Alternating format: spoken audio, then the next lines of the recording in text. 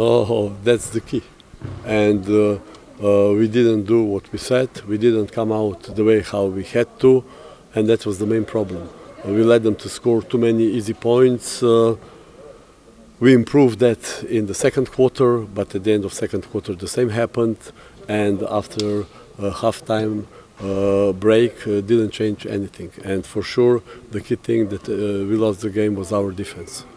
Their shooter, Gvazdauskas, in the second half was on fire, but they found him open. How could you explain that? He scored threes out of what we know that he scored, and we said how we want to defend that, but we were too slow, too soft to stop that. And now you have a new center, Jucikas instead of Lapeta. How could you compare these two, and what do you think Jucikas can add to your team? Yeah, he can add us some offensive game. We lost some rebounding with Lapeta. We lost big man presence that we had before. Hopefully he will improve his defense and do what we expect him to do. Do you think Jucikas is more of a center for playing pick and roll with the guard?